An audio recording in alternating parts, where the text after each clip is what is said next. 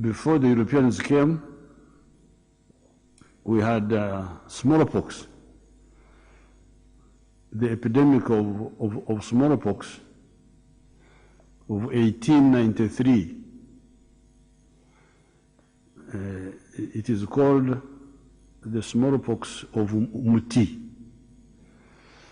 Muti was the old name for Mbarara. Now, a lot of people died who were in the palace. That's why there were a lot of deaths. People who ran to the rural areas, they died less. So these measures, so many people died, but others survived. The same with the epidemics of cattle, like rinderpest. Again, in those years, 1890 something, there was an epidemic of rinderpest. Many cows died, but some survived. So we have got a long experience of dealing with these calamities. You sit it out, and it passes, and you build up again. This is really the correct thing to do. But the people who are saying that we put money before life, I think they are wrong. Because it's not necessary. We lost 20 years of Idi Amin, but we have built up now. Now, in this case, to say we lose some momentum for 6 months or even a year, but minimize the death, and we resume. People think that this is the end of the world. It will pass, but it will pass safely or with minimum damage. This is really the issue. Now, as for the economic losses, the whole economy did not shut down. Agriculture is there. A little bit affected, yes, because agriculture also was feeding hotels, feeding schools.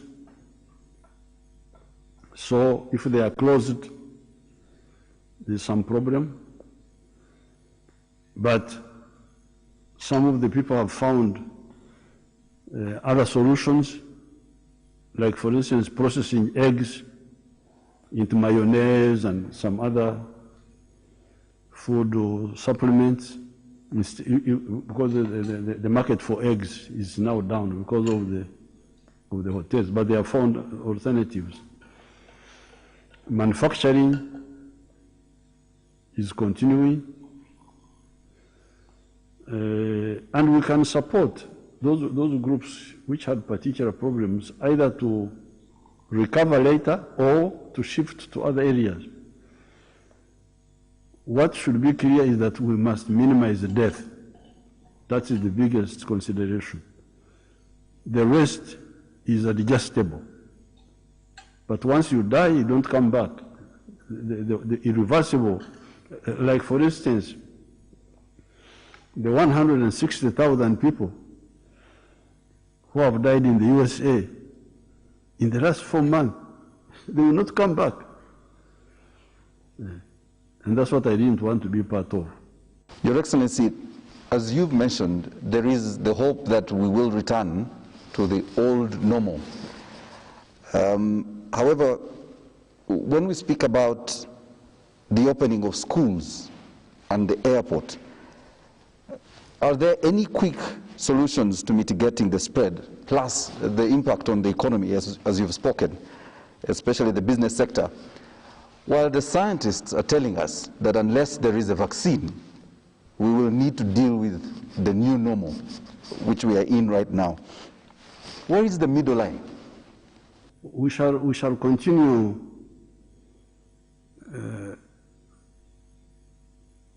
analyzing, see what can be resumed safely. You see, for instance, tourism. We are beginning to think of what if we opened the airport, but for special categories of people. For instance, let's say for tourists, they come, they are checked before they come from their countries, they are checked. When they land here, we also take samples again and put them in dedicated vehicles to take them to the parks, not mix with the population. They stay in some dedicated hotels. Can we not have a way? We're looking at that. Then for business people, we could also look at the ones who have got specific things which they can go to after some quarantine or something like that. So there are, I saw an example in Cuba. In Cuba they have reopened tourism, but for only the ones going to the islands, to the island resorts, not joining the main population. So you could have some ways. The schools, we are looking at the medical finalists because we need them.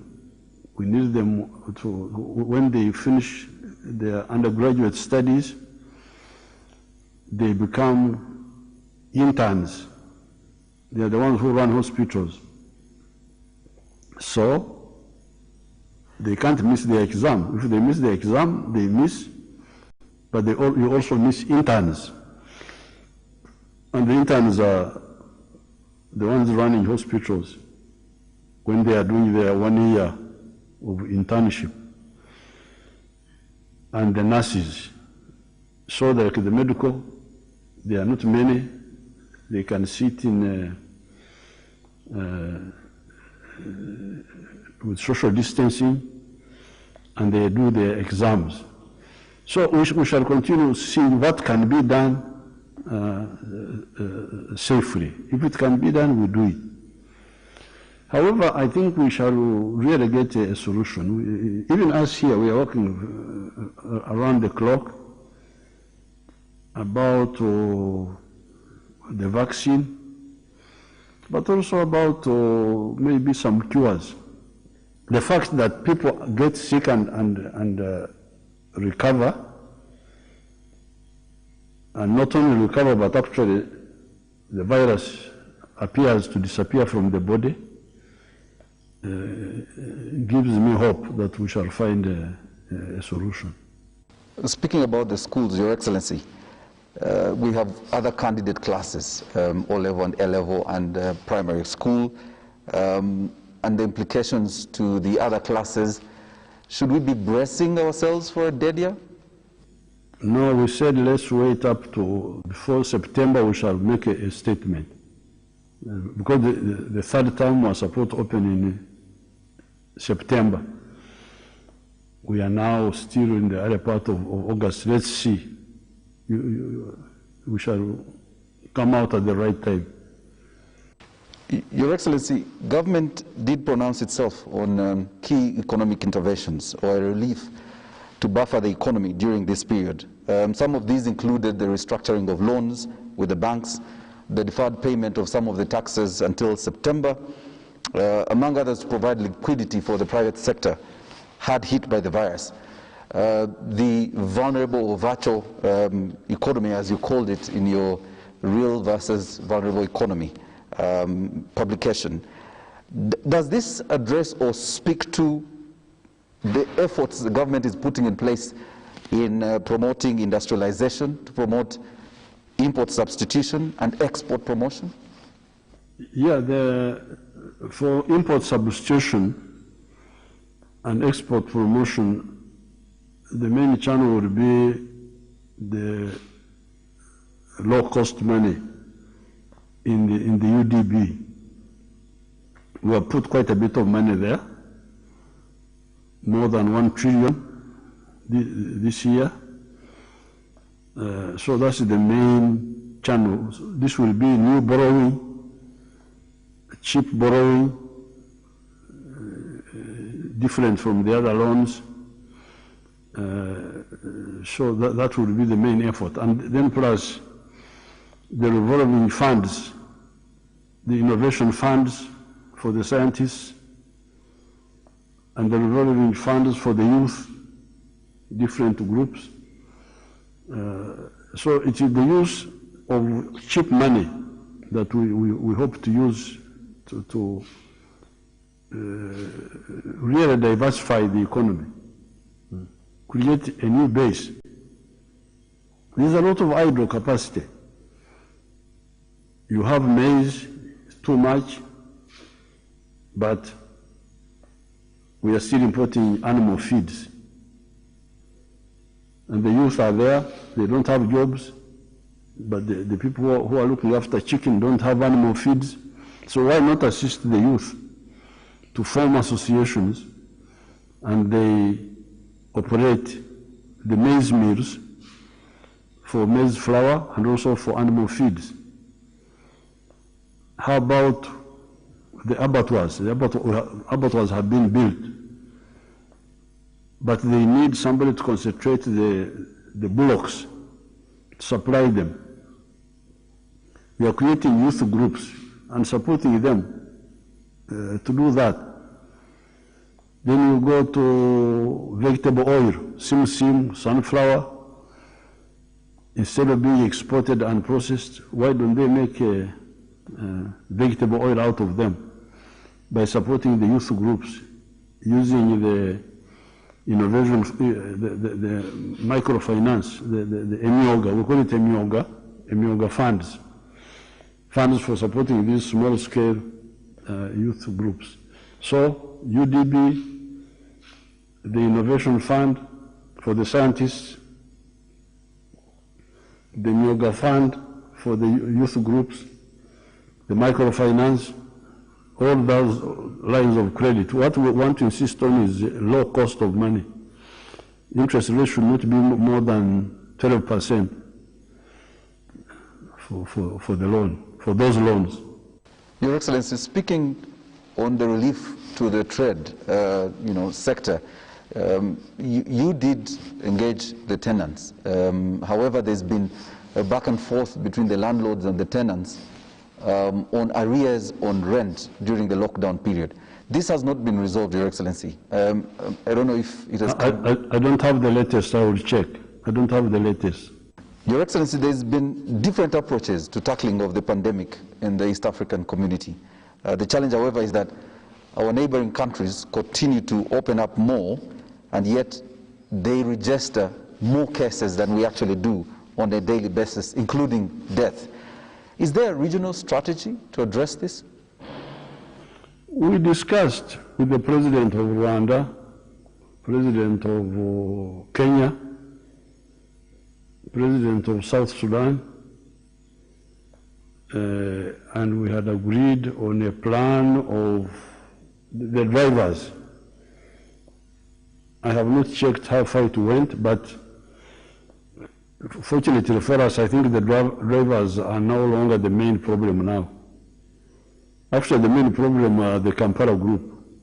That's why I hear more cases, because they are careless. They wanted to die, so we are beginning to get some death, because it says whatever the Bible says, whatever you sow, that's what you reap. People are sowing recklessness, and we are now harvesting death.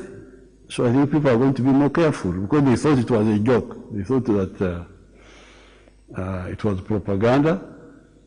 But now, I think we have had now 7. So I will read the story of each one, then I will speak to the Ugandans again to tell them that this is not a joke, it is serious. But fortunately, the ones who, because the numbers are still small, because of the earlier measures we had taken, when they get sick, if they get to the health center, health facility quickly, they get cured. Cured not because we have got a cure for corona, but because the doctors support the body and the body fights the virus. Your Excellency, wanted to move to a matter on security, which remains one of the key pillars of the NRM and government, not just here in the country, but security in the region as well. Of recent, we've seen a spate of some crime in some areas. I think the most recent being Chiwologoma, just after Gayaza, into the Kira area, where I think about 16 houses were broken into by a gang. And we're wondering whether the lockdown period is responsible for some of this crime. No, these criminals, you remember, were there even before the Vijanduas, the what, and that's how we deployed the LDUs. Now, the LDUs made some mistakes, and there was some shouting on the social media, so we pulled them back. However, the other day I was in Kasubi, and the LCs were telling me that Amaje Kumabiaro.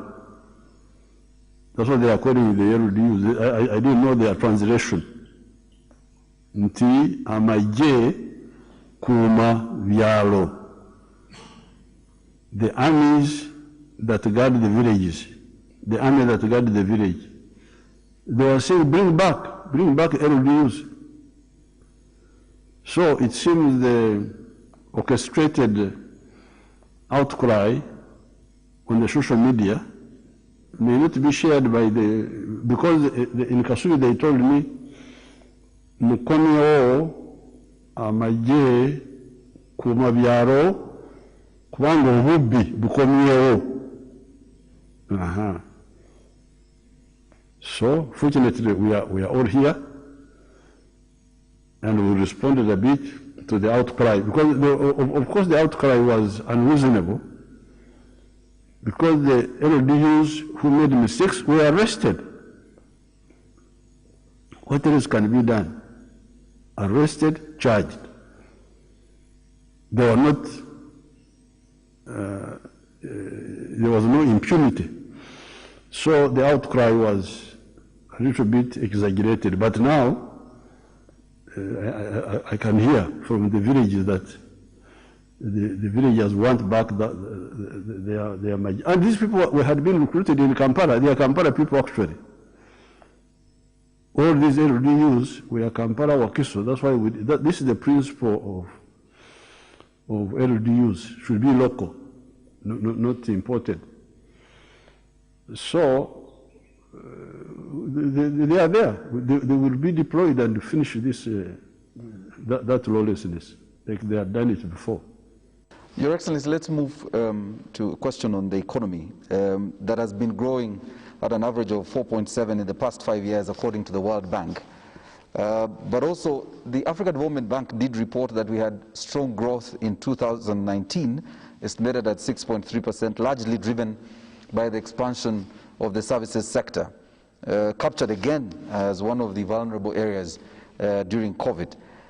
Agriculture, which employs the majority of our people, only grew at 3.8%. That's 2019, according to African Development Bank. What's the strategy to grow the economy, both by your party as chairperson of the NRM party and government, towards economic sustainability?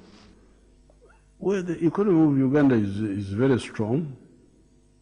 It is just that the people are asleep. What they call in Nusoga Kulambara. They're just asleep. All we need is to wake them up.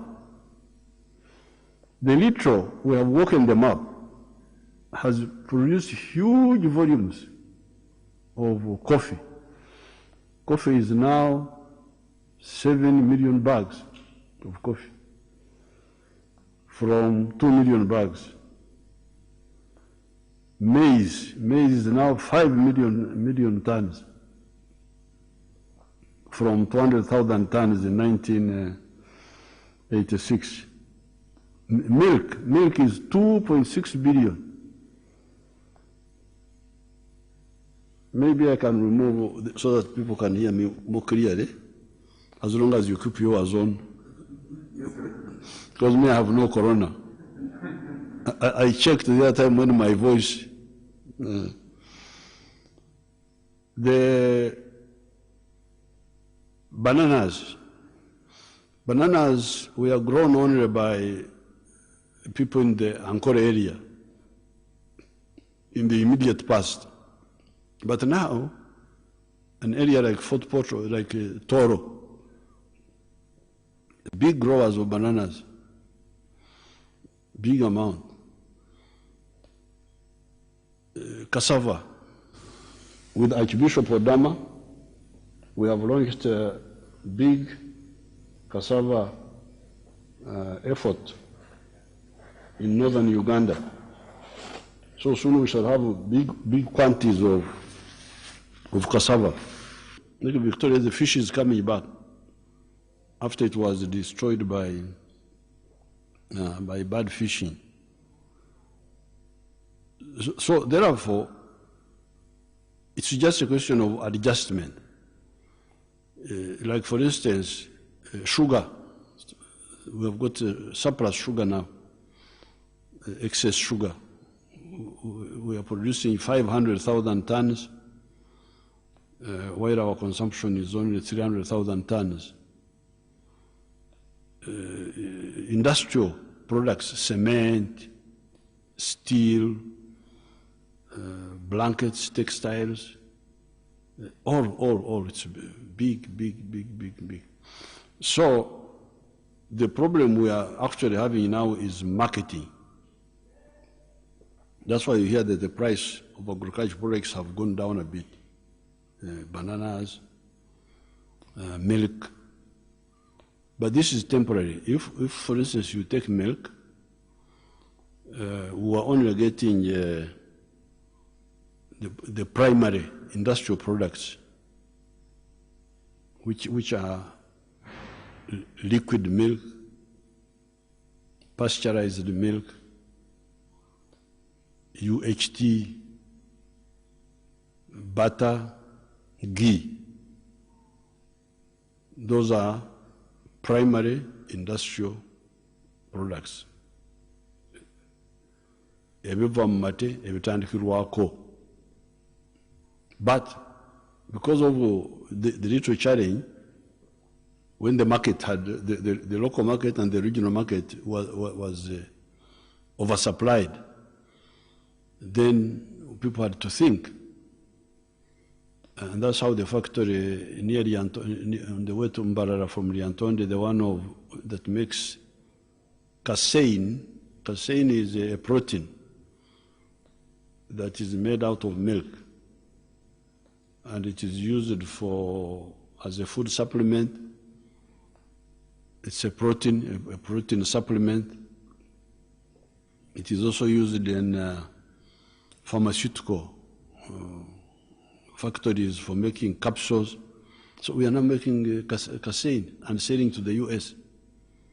So we are deepening the industrialization.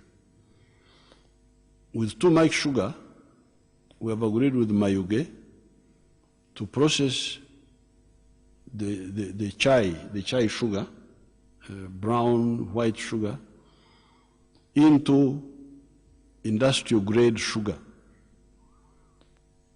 Because while we say there's too much sugar for tea, the sugar for use by Coca-Cola is being imported. It's called industrial grade sugar. And I think the other year they spent $41 million on that. So we are now going to produce industrial grade sugar, not only for Uganda, even for other countries in Africa. And so on. So you can go item by item, that we are now beginning to go to tertiary industrial products, no longer just the primary. We must go to the tertiary. Like for instance, maize. First of all, with maize, we had not even exhausted the primary. Yes, we were producing kaunga, maize flour, but animal feed was being imported from Kenya for chicken, for pigs and so on. You people who eat pigs, you know that. But now, all the animal feed will be made here. But in addition, we shall go to starch, industrial starch from maize. Then also make gas for cooking from using stoves instead of using firewood. People can use gas from cassava, where you produce the starch. The starch you get, some of it you use for medicine, some of it you use for animal feeds, because starch is needed for pharmaceutical in order to make tablets. Like quality chemicals, part of the reasons why their medicine is still expensive is that they are still importing industrial sugar from China, from India, for making syrups for children medicine, and also for making tablets for. So, given peace in Uganda, given the abundant electricity we have now, because we have got now more electricity than actually we are consuming, given the good network of roads, given the fact that we are repairing the old railway line to the north, to Gulu and Pakwach, and we are developing water transport on the lake for cargo from Kisumu, from Mwanza, and given that we have handled the issue of the cost of money, the industrial growth will be much stronger than that. So it will compensate for service. But the service also will come back, because as I said, they are vulnerable, but they come back.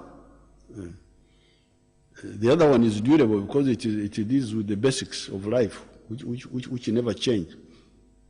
Food, medicine, those never change. Your Excellency, I wanted to move to some questions on the upcoming general elections and the campaigns. First of all, Your Excellency, congratulations on your nomination as the NRM party presidential flag bearer, but also NRM chairperson. What are the key pillars the party will be advocating for in the next general election? You wait for my manifesto. You wait. I thought you were about to leak it to UBC before you launch it. No, it isn't. But it will contain some of the points I've already talked about. Deepening industrialization. Maybe what I should add on is also, because now much of our wealth has been based on, first of all, agriculture, then industry, based on natural resources, through value addition. You have cotton, you make textiles out of cotton. You have sugar cane, you make sugar out of sugar cane. So it is agriculture, feeding industry. And what we are saying is that there we are going to deepen the process. Not only the primary, but also the tertiary products from those products. But then minerals the same. If you have got phosphates, you make fertilizers out of them, as we are doing in Tororo. You have limestone, you make cement. So it is natural resources, industrial products. But also, because of this, our success in the education the massive education we launched when we came, is that now we have got a huge number of our scientists who are now beginning to produce products of the brain, not just sugar cane and sugar, cotton and cloth, but the brain getting a computer, an electronic solution to a problem. Like there's one of our people who has made a solution for tracing drugs from the medical stores to the health center, stopping all this stealing. We are talking of the vaccines. There are people who are working on the vaccines. So we are now going to have another pillar because of the previous successes of wealth, which is knowledge-based wealth. All this will come in the manifesto. Your Excellency, an election during COVID, this COVID pandemic, raises mixed feelings. Yourself, sir, you've been avoiding crowds and speaking against any sort of event that draws or attracts crowds. There are views, and there were views, on postponing the election. However, we are on course to having an election despite the pandemic. Does this allay the fears of the people not following SOPs? And what are the opportunities that voters have to vet their candidates for various positions without these campaigns? Well, but when you speak on the radio, you reach more people than the one, because when I go to a rally, because normally when we had the constituents were 296 last time. There were 296, the constituencies. I think there are now more. But when I was visiting, in order to cover them, I was addressing 4 constituencies in a day. There was no serious talk when people just say, oh, we have seen him, oh, he's still strong. And they go away. They don't listen to, I don't have enough time, an hour, 2 hours to spend on one rally. Otherwise, how will I cover the 4? So it is more or less just PR, just going and shouting, oh yeah, then you make some few points about the local situation. And normally, these constituencies are normally like with 4 sub-counties. So what we the NM were doing, we would address the rally for that constituency in one of the sub-counties where the people from nearby will walk to the rally point, and then you bring delegates from the other 3. But there would be three sub-counties where people don't come because they are far. And there are too many. They cannot fit here. So these ones, actually, if you are talking about the message, you can do a better message on the radio in the evening when people are at home, when the Electoral Commission apportions time. You can reach more people because you reach each person in his home. They will listen to the message. Yeah. I am a Christian. I have never met Jesus. I have never held a meeting with Jesus or even a telephone call.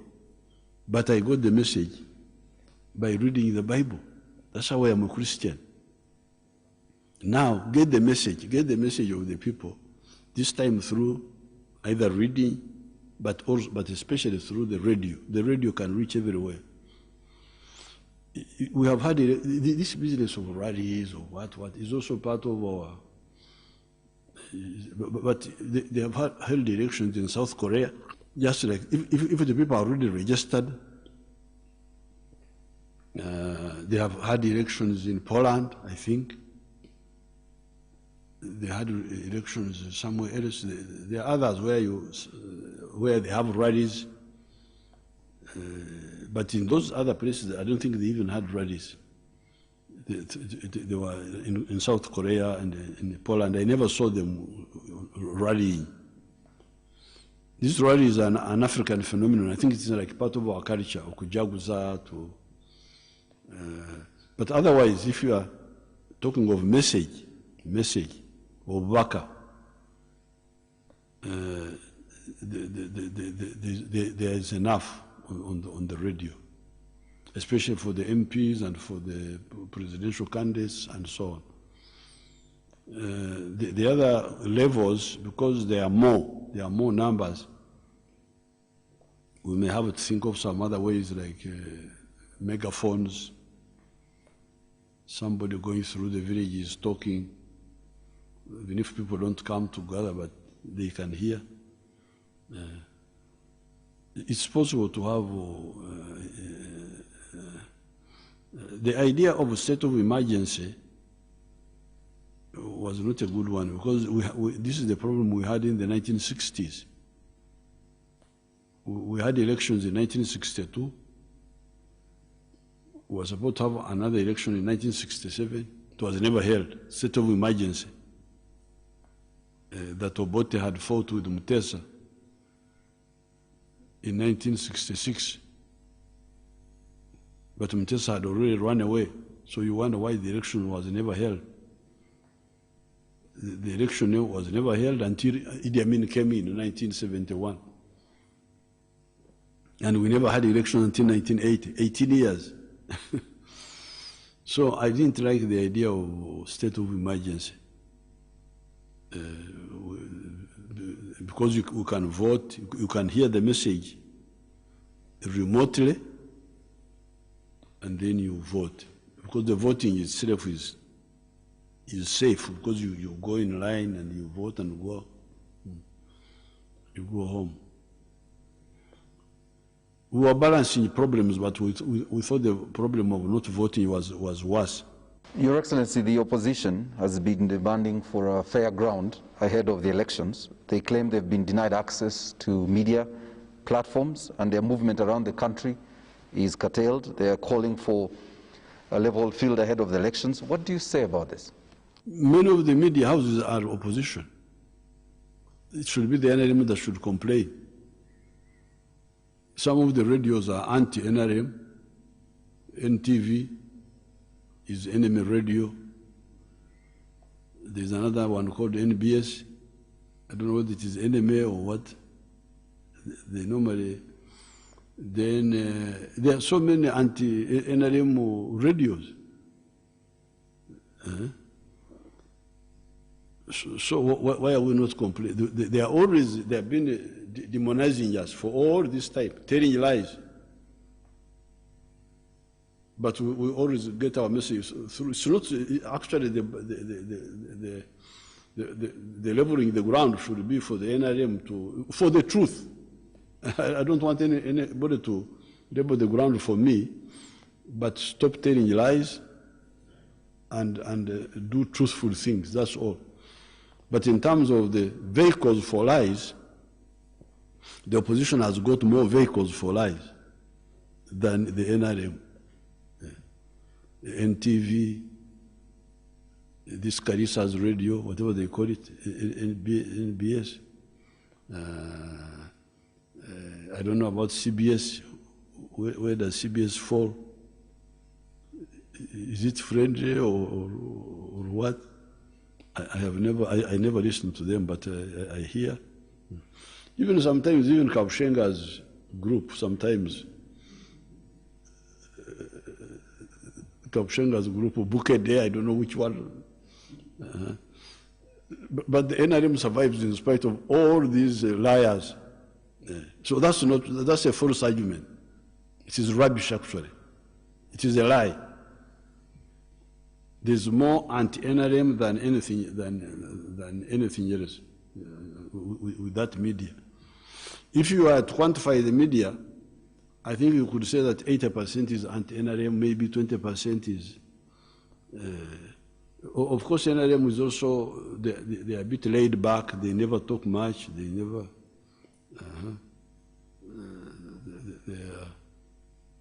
so that's not true. Your Excellency, recently, Research World International released a poll, the poll which was conducted around March, pre-COVID, which put you ahead of all the possible candidates in the race to the presidency at 47% of their 2,300 sample size. Do you, first of all, believe in polls? And what's your opinion on this poll? Well, you remember those polls are not new, especially the ones conducted by Monitor.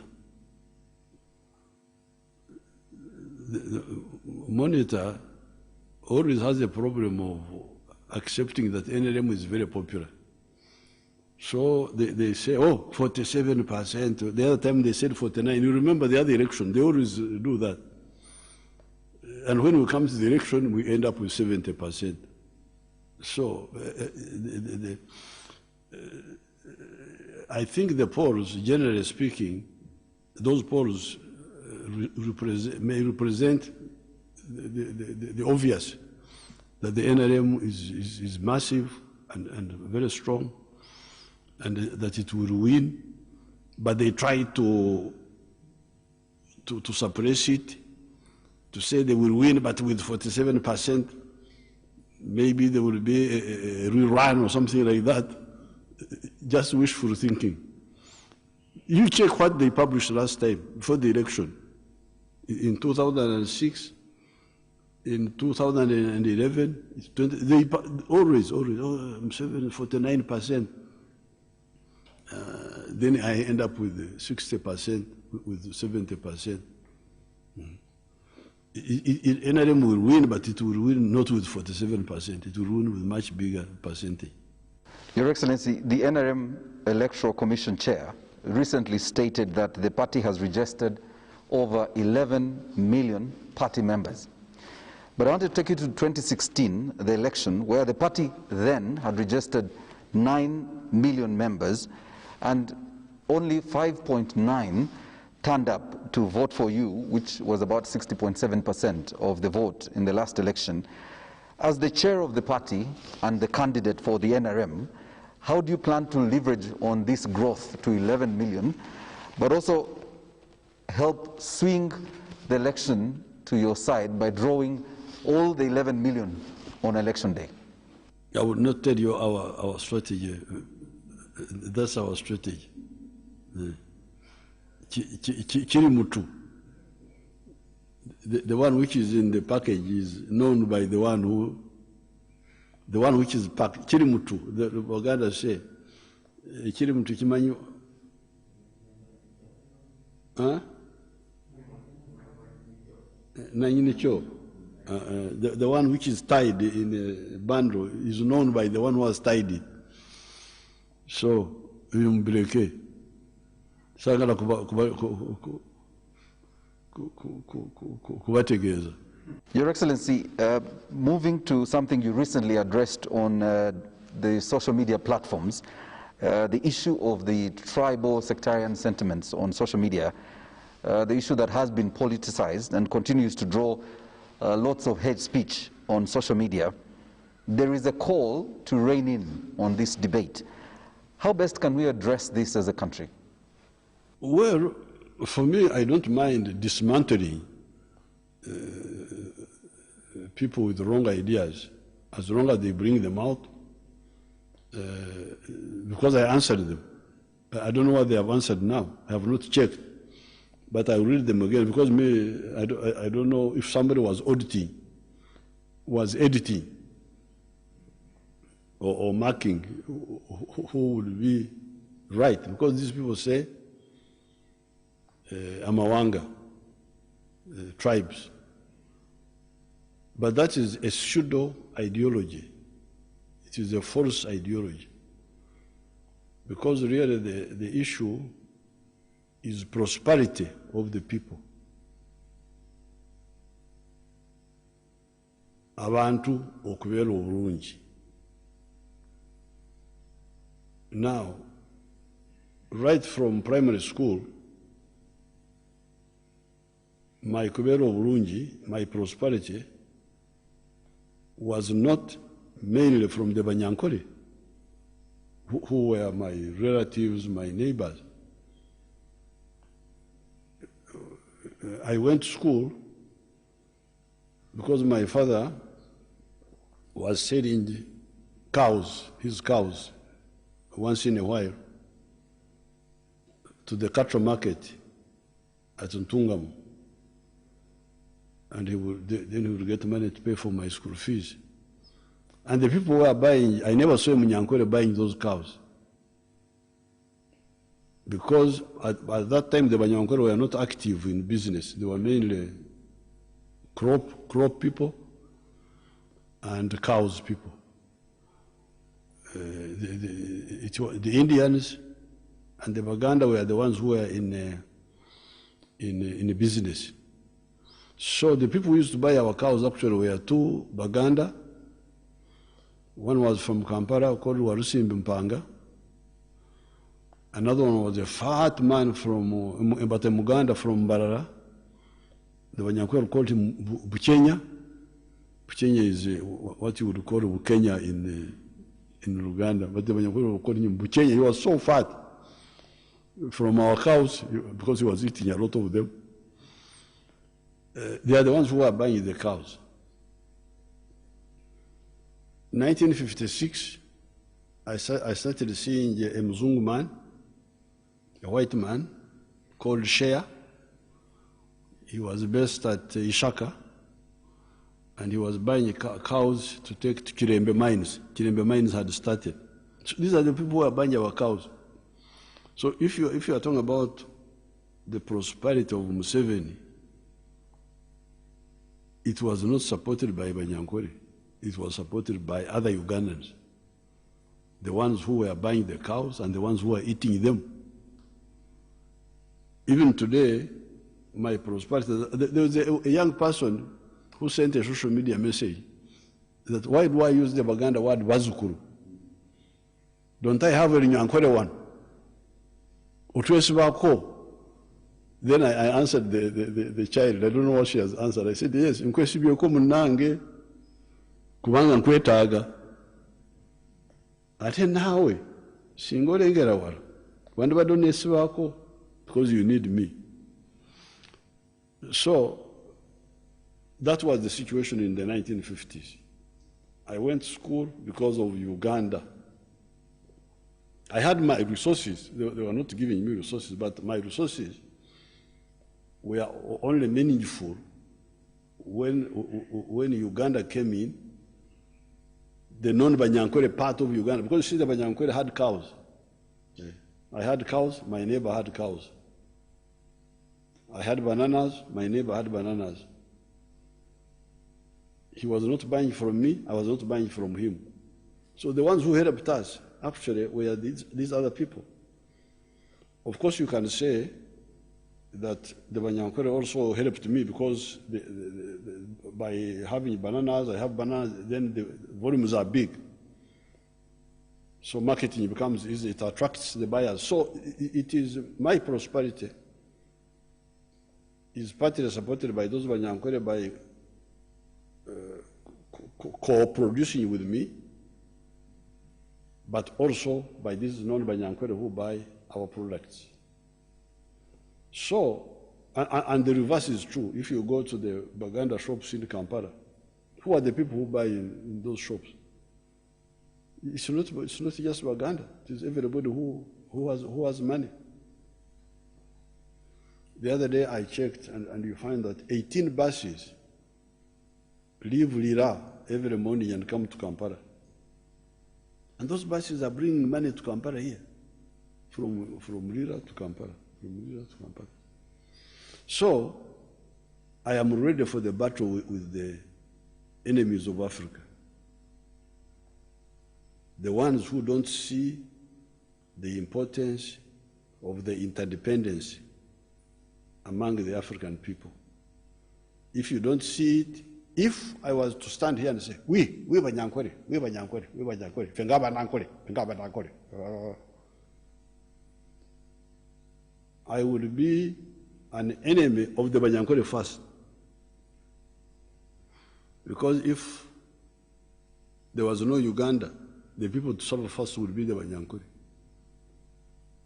Yeah. Who would buy their milk? Who would buy their cattle? Who would buy their bananas? Because for them, they can't easily trade among themselves because they are producing similar products. Now, if you hear a Muganda talking, Fenga Baganda, you know he's an enemy of Baganda, number one. And secondly, an enemy of Uganda and an enemy of Africa. And we shall crush those enemies, as we have done in the past. Yeah. You preach your nonsense, we shall answer you by word. And if you go beyond word and want something else, you'll also get it. This is not the first time. We have had this before. We have had this before because we had groups. Otherwise, why did Uganda have problems? Bantus against Nilotics, Nilotics against Bantu. These were the rubbish of 1966. That there is a conflict between Bantu and Nilotics and Mutesa,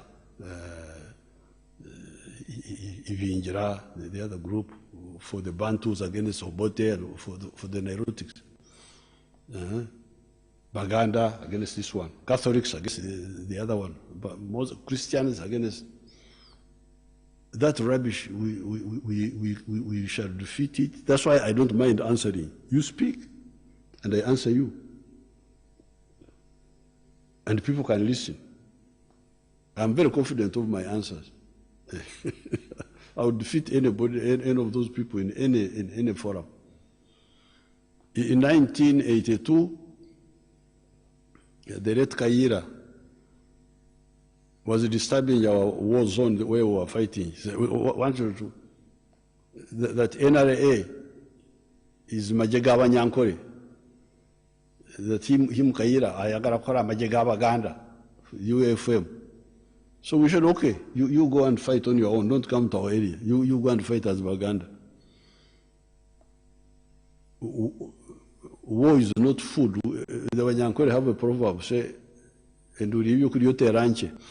When you are making a lamb for food, you make a small one, so that people don't come and finish the food. But when you are making for war, you make a big one, so that more people come. So Kaira thought war was food. She said, as Baganda, why do you want to monopolize a war? A war is very, very, very costly. You should call more people to come.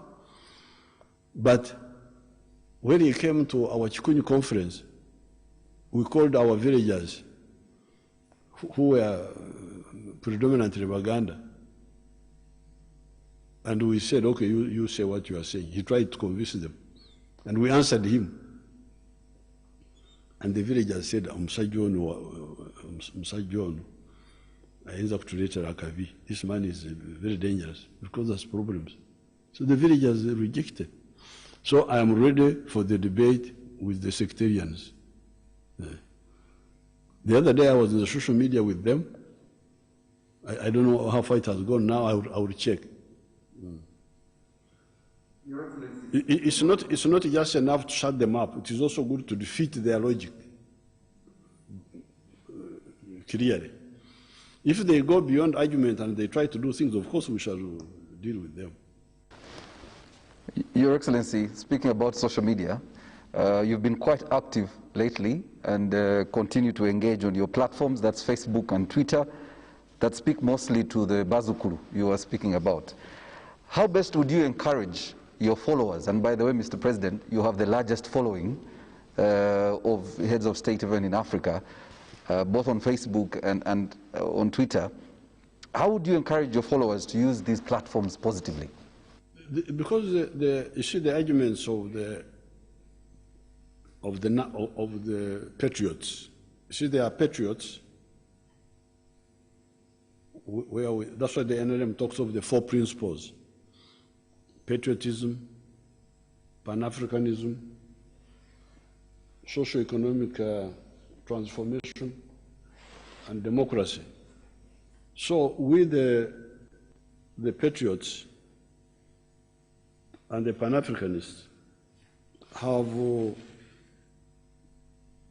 distilled our analysis of what needs to be done and why. So no matter what I do, when I write pieces like the ones I write, and I have written so many of them, so what I think I will do is to give people like you all these writings, like for instance the speech I gave on Mandela Day a few years ago, because all our analysis is there. These people are talking of identity, tribe, religion. For us, we rejected that long ago, and we said no. What is important is interests of people. Chichi echinagasa abantu. What we the Banyankore have a very good word, okuchenura, omucheno, to remove the problem. Prosperity. I've already told you that prosperity comes from community exchange of goods and services. Even in the pre-colonial times, when the Banyankore had cows and things like that, the back cloth, embugu,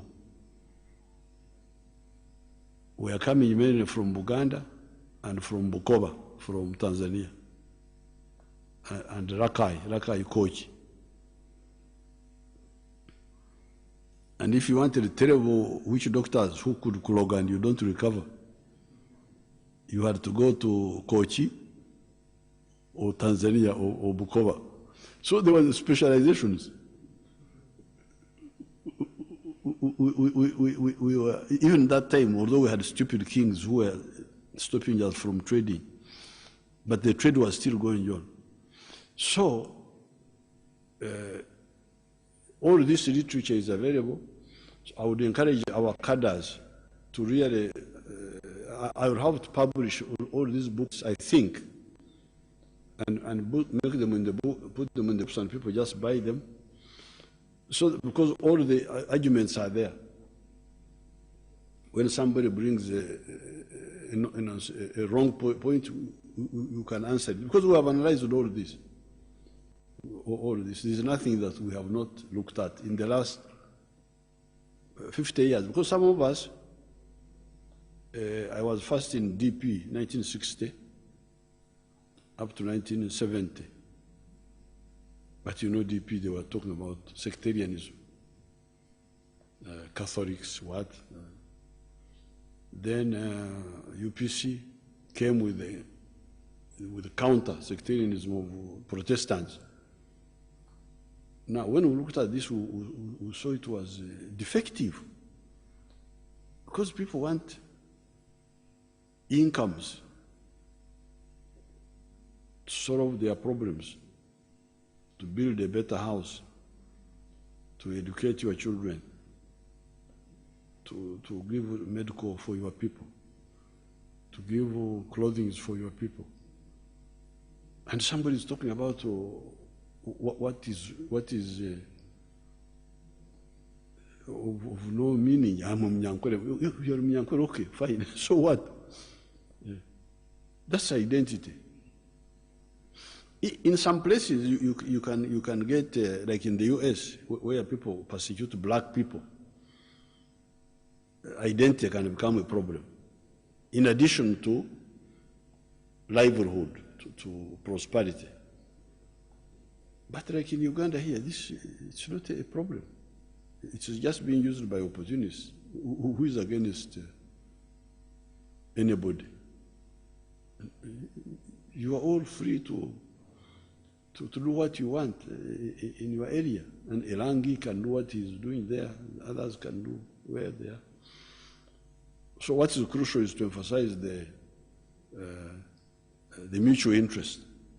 Your Excellency, some of the light moments during COVID-19 are your recent trending videos on indoor exercising, Your Excellency.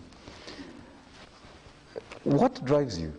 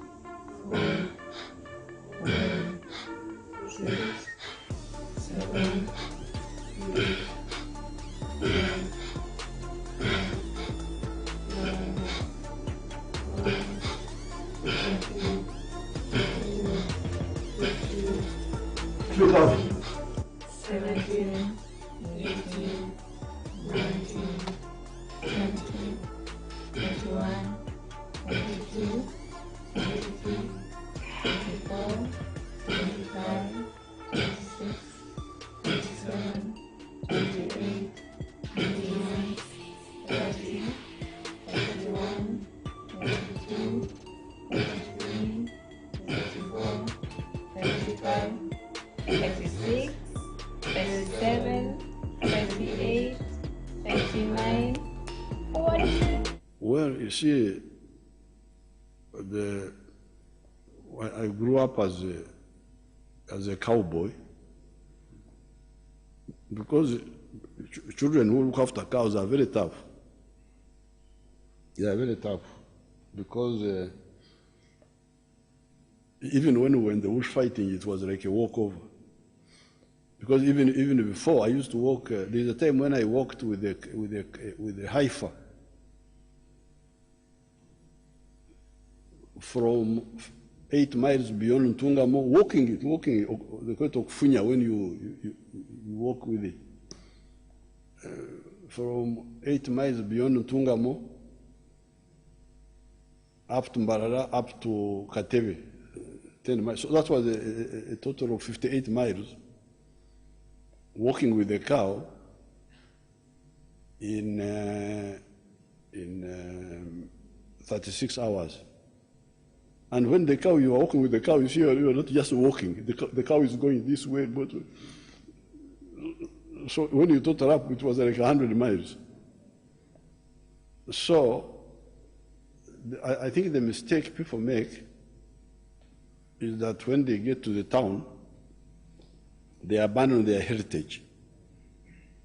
They try to imitate Europeans, to abandon their, which I rejected from long ago. So although I got into this system, I keep the other, the heritage and modernize it.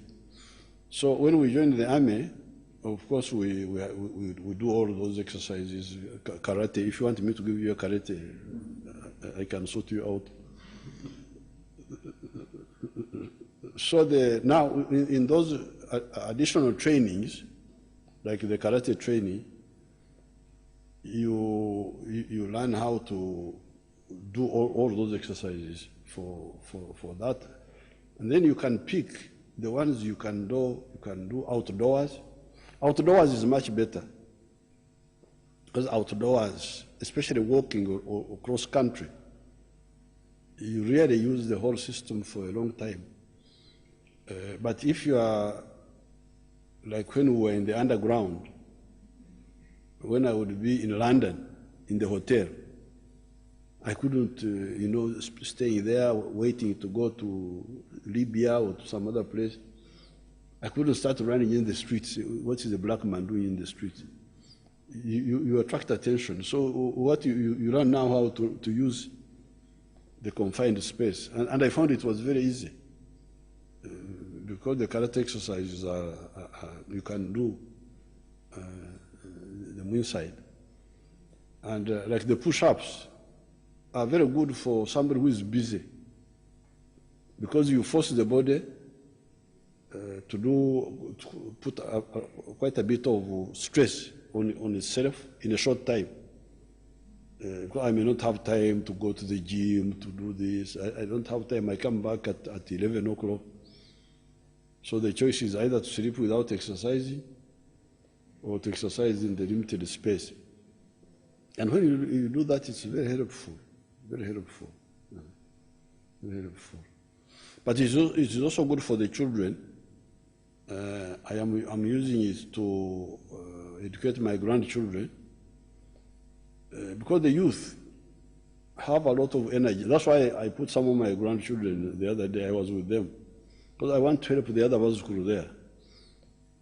Those Vazukuru are in danger because they are there.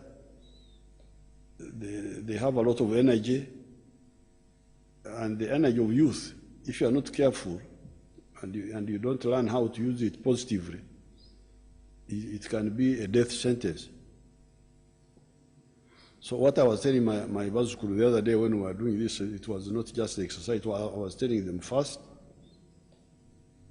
fear God, know and fear God. Secondly, concentrate on your studies.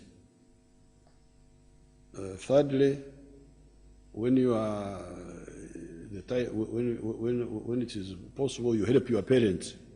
They must learn how to work on the farm, in the factory, or in the shop, whatever their parents are doing.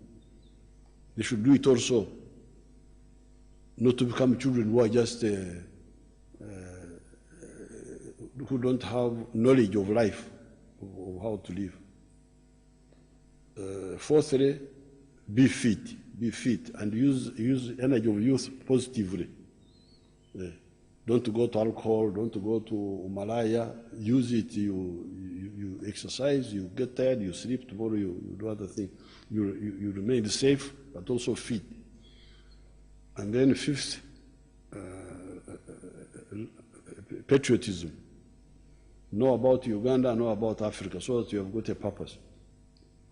So I'm actually also using it to help my grandchildren and the other grandchildren outside there to how to live safely, and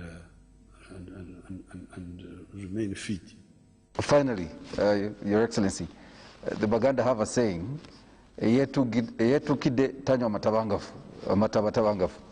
and speaking now on behalf of UBC, with the huge responsibility as a national broadcaster, we have been battling with a lack of annual budget support from government. Thanks to your initial support in the 2017-18 budget for the revamp of UBC, the fruits can now be seen, but there's been calls for sustained annual support of the Uganda Broadcasting Corporation, its TV stations and 11 radio stations to give 100% national coverage for television and 100% coverage for radio. Just as is done in the region, all our regional partners and even the BBC itself are financed by the British government. What do you say to this, sir? I totally agree that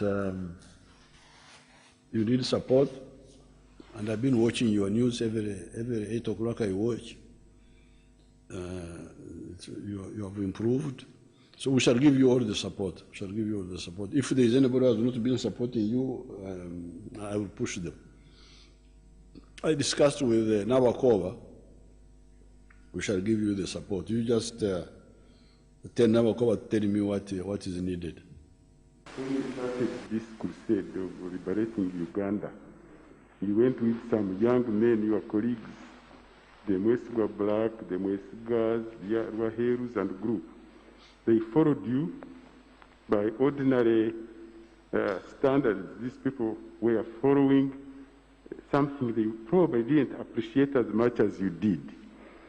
You achieved what you were able to achieve. You went back to fight Idi Amin. You achieved what you did. You took others to the bush and came back.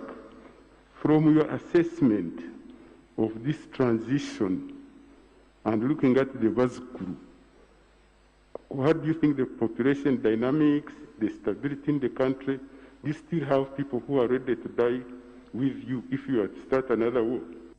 Yeah, he's saying that, do I still have people who are so committed? Yes, they are there. They are there. They are there. I can see them among These Wazukuru, you can see them. There are some who are taken up by foreign cultures. It's not bad to admire foreign things, but it's bad not to want to build up your own strength so that you deal with the foreigners from the position of strength. That's where the weakness is. But that weakness is really because partly the problem of the NRM itself. They don't reach out to these youth. They remain among themselves. I don't know what they do really. The people are supposed to, because me, when I fish out these people and they come and we talk, they understand. They understand, and some of them become very, very committed. So really, they are there. They are there. They are committed. They can be committed, but they are not well exposed. They are not well informed. It is more a little bit. You know, Uganda had a lot of problems. You see, for instance, when we came from the bush, we had prepared a big. The people you are talking about, whom we prepared in 1971. The ones you know, some of them died. Then in 1976, 78, I prepared a group in Mozambique. Some of them, the second batch, not the first batch. Among the Mozambique group, the ones who are still around is General Sare, General Coretta Ivan, and there are two others. There's Omure and another one. Now, those ones came and prepared a bigger group, the Tumuines, another group. Then those prepared another batch. But when we came from the bush, many of those people died from AIDS. So I think it affected our mobilization. Because now you started relying on people who are not connected with the other history very well. Because many of the Ruwero, let's say, because there was Mozambique produced Mbarara massacre, 79 war. Mbarara massacre produced Ruwero come to Kampala now. When they come to Kampala, that huge group of people who could have now gone here, gone there, now many of them died. They died. So we had now to recruit new people, these Mukishas, and so I don't know what Mukisha was doing. What were you doing in 1986? I was in primary school, actually. Now I'm depending on this primary school. So there was that, a little bit of that disconnection. The Bazukuru seem not to be serious because they are not accessed. Once you access them and you talk to them, they really wake up. And they are a bit more idealistic because they are educated. Many of them are not, they can actually be good. It is a question of getting them. Thank you very much, Your Excellency. And thanks for speaking to the nation through Uganda Broadcasting Corporation, sir. Thank you so much.